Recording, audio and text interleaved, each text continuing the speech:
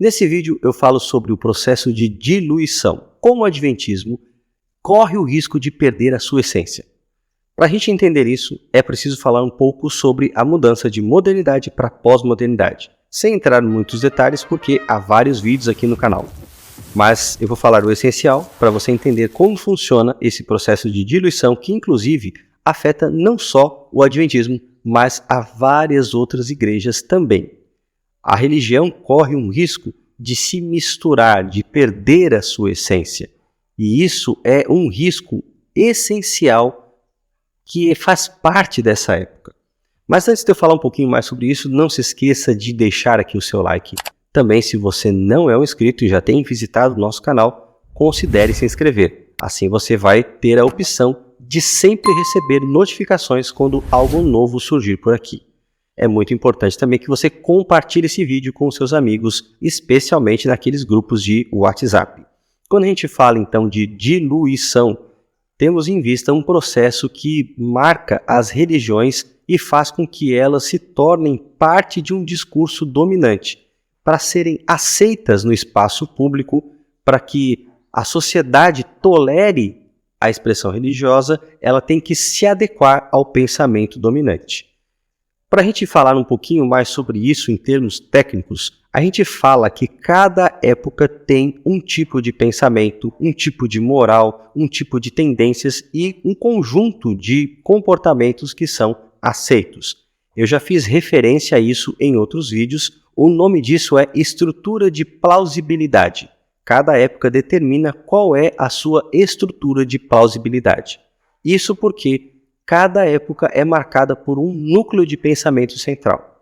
A gente chama aquilo que determina as ações individuais e até coletivas de cosmovisão. Cosmovisão é isso, é um conjunto de valores que marca nosso comportamento, a maneira como nós vamos reagir, a nossa moral, as nossas crenças.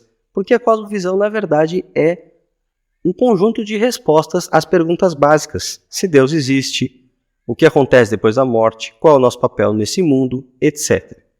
Mas quando uma cosmovisão ultrapassa os limites de uma comunidade e ela marca um período da história por um grande tempo, a gente fala que ela se tornou uma época.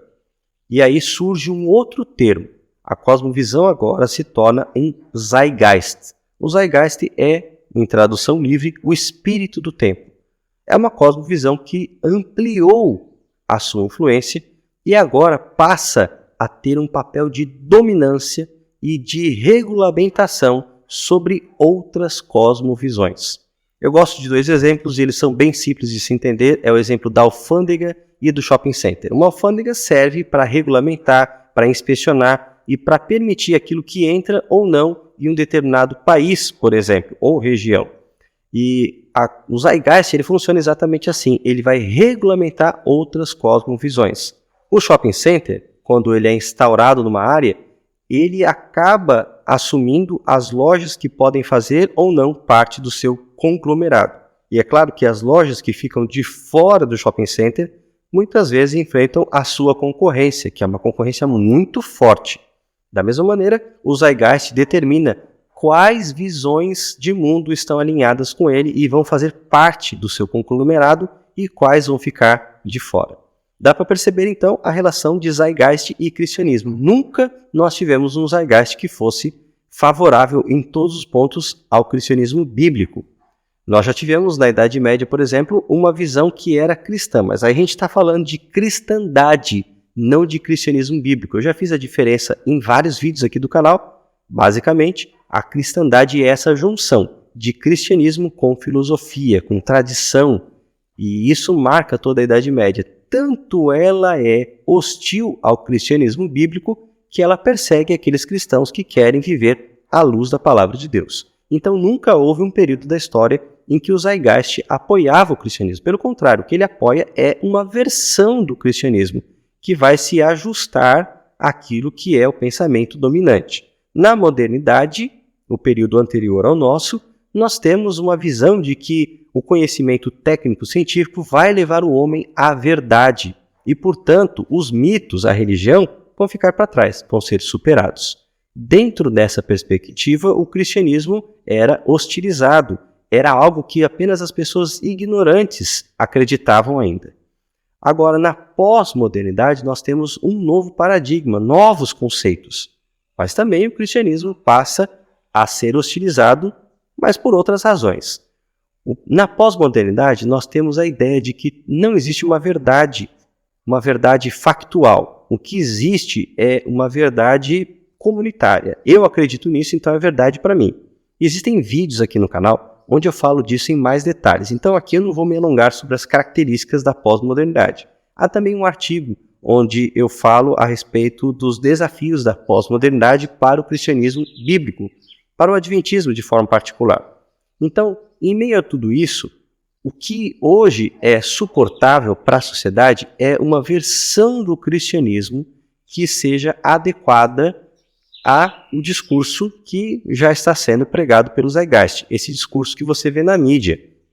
Então, um cristianismo pausterizado, um cristianismo diluído, ele pode ser sim tolerado. Vou dar um exemplo aqui de uma pessoa que é bem conhecida, o pastor Cláudio Duarte, um pastor que faz uma espécie de stand-up gospel. Esse pastor, o seu discurso, ele é palatável para essa época. Mas a partir do momento que ele faz declarações, por exemplo, a respeito de homossexuais, aí não. Aí é um ponto em que, como se ele tivesse passado os limites, aí ele não pode ser tolerado. Entende? Quando alguma coisa foge das normas estabelecidas pelos Zeitgeist, pela estrutura de plausibilidade, então isso tem que ficar à margem, certo? Então o cristianismo hoje ele tem que ser diluído, e esse processo de diluição significa perca da sua essência, ele se misturar com outras plataformas religiosas. O cristianismo que você vê, por exemplo, em séries, em algumas pregações, ele tem muito desse negócio de um budismo light. Ele se parece muito com a proposta da nova era, ele é bem genérico. Por quê? Porque aí ele pode ser tolerado. Agora, o cristianismo bíblico, que exige mudança de vida, que me fala para guardar os mandamentos, para honrar o dia de sábado, isso aí pode ficar no campo particular. É verdade para você, mas se você começa a pregar que esse é o plano de Deus para todas as pessoas, sinal vermelho, você é preconceituoso. É assim que as pessoas pensam. Por isso que o adventismo, na sua essência, ele corre o risco de enfrentar esse processo de diluição. Para entender bem esse processo, eu gosto de comparar da seguinte maneira. Imagine quando você compra uma garrafa de suco integral. Aquele suco bem concentrado, gostoso. Agora você pega um copo desse suco e joga em 2 litros de água. Você tem o mesmo suco, mas ele perdeu a sua essência, o seu sabor. Ele foi suavizado. Boa parte do seu conteúdo foi diluído pela água. É mais ou menos isso que querem fazer com toda a proposta religiosa tradicional e com o adventismo também. Agora, como é que o adventismo pode se diluir?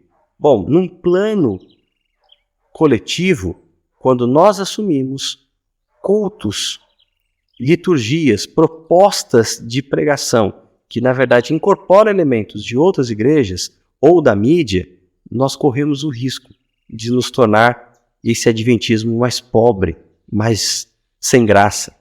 Veja, quando você pensa na liturgia composta por músicas evangélicas repetitivas, emocionais, não doutrinárias, muitas vezes fazendo uma alusão entre o relacionamento entre homem e Deus, como se fosse aí praticamente um relacionamento romântico. Eu já falei disso também em alguns vídeos aqui no canal. Quando você coloca isso nesses termos, você empobrece, se torna uma teologia agradável para os ouvidos das pessoas pós-modernas, mas não bíblica, empobrecida, uma experiência cristã diminuída. Quando você usa do púlpito não para pregar a mensagem da palavra de Deus, as doutrinas para esse tempo, mas para fazer uma espécie de terapia emocional ou simplesmente para usar ferramentas do coaching, motivação, autoajuda,